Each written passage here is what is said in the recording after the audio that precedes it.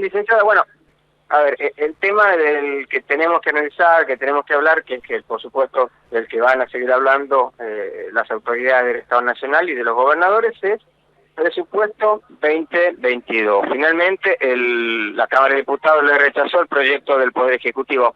Y ya se han dicho muchísimas cosas de lo que puede llegar a pasar. Ahora, en términos concretos, ¿qué significa para un presidente no contar con un presupuesto aprobado?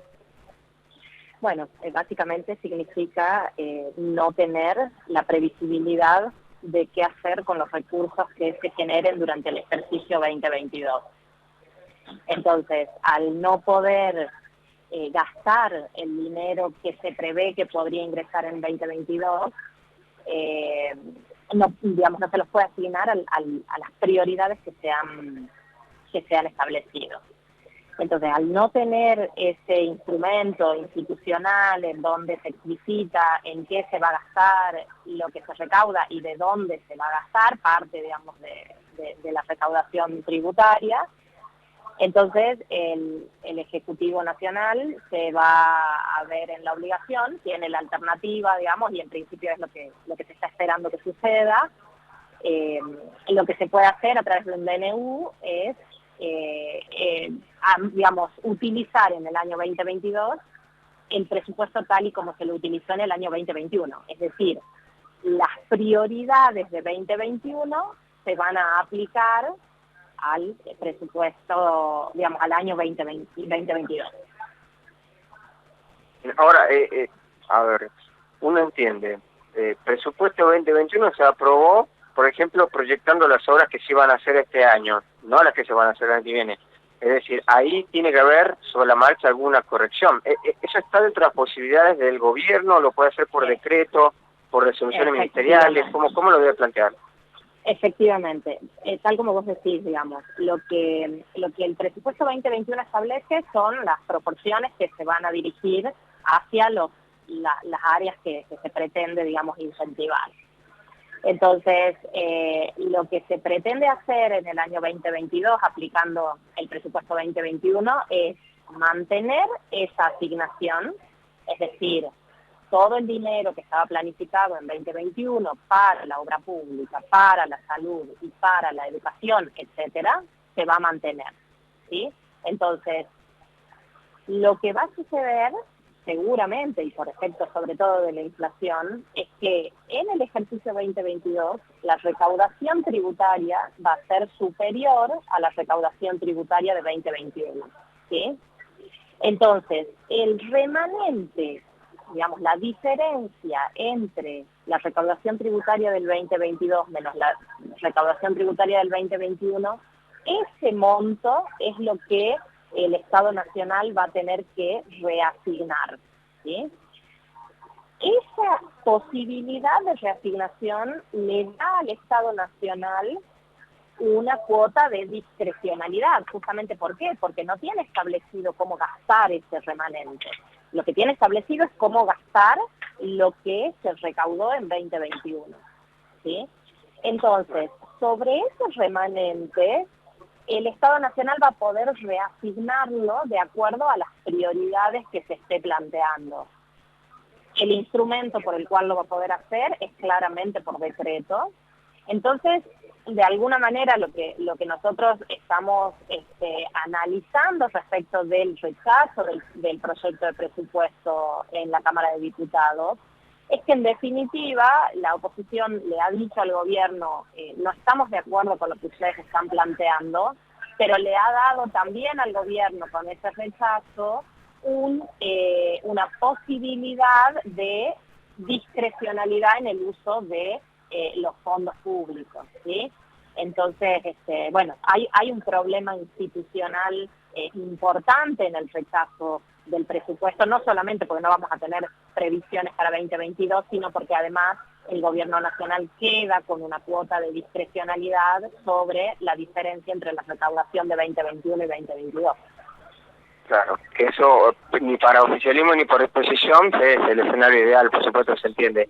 Ahora, licenciada, un tema que no es menor, porque, tiene que ver con el índice inflacionario, que que prevé el gobierno que va a hacer justamente para el próximo periodo. Digo que no es menor porque a partir de eso se debaten lo que son las paritarias, es decir, los aumentos de los diferentes sectores.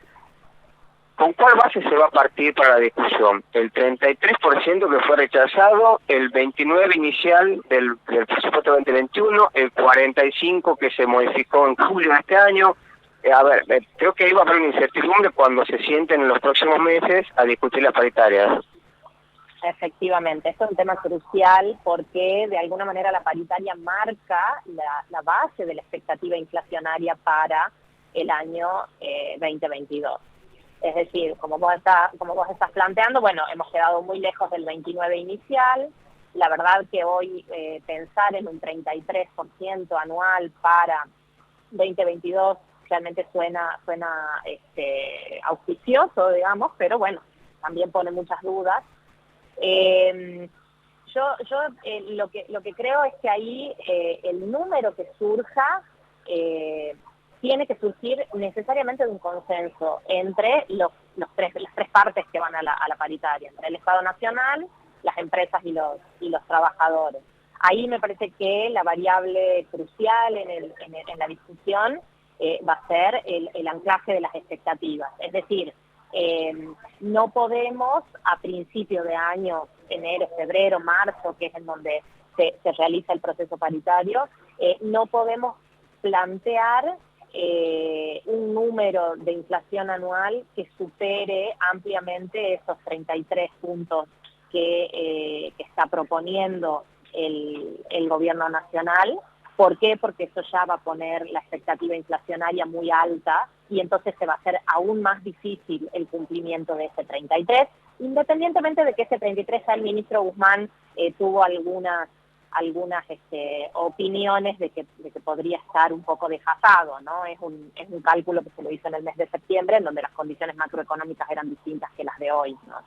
Entonces, yo creo que ahí, bueno, de vuelta, me parece que para pensar ese problema, primero es, bueno, la necesidad de consenso entre las tres partes y en segundo lugar, digamos, el anclaje de las expectativas, que es lo que está intentando hacer el gobierno nacional para bajar la expectativa inflacionaria y evitar que esa expectativa produzca más inflación, ¿no?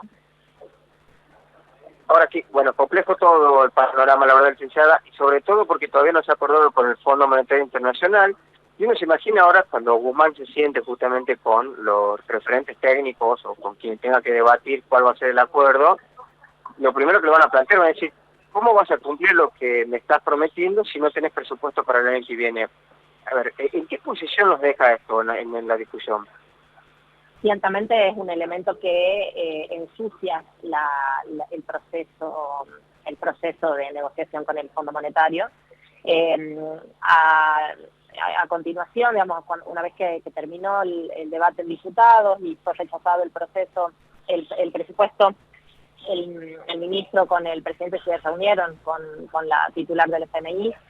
Y en principio lo que surgió, o lo que entendemos surgió de esa reunión, es que efectivamente hubieran preferido tener presupuesto, justamente porque dentro del presupuesto está contenida una de las principales variables que está monitoreando el FMI, que es el déficit fiscal.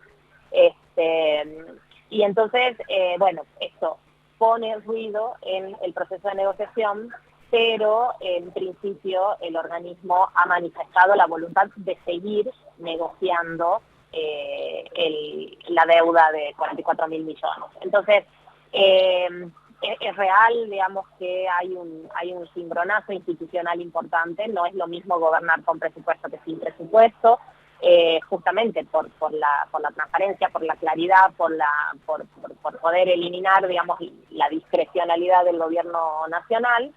Pero en principio todavía siguen dadas las condiciones para seguir negociando. Lo que estaría faltando en este momento, y que bueno, que lo estamos esperando desde principios de mes, es el plan plurianual del que habló el presidente durante el proceso eleccionario, y bueno, en donde en principio ahí también tendría que haber algunos indicios de cómo va a ser el acuerdo y de qué es lo que está planificando el gobierno nacional para cumplir con el acuerdo, pero sin comprometer el proceso de recuperación económica, ¿no?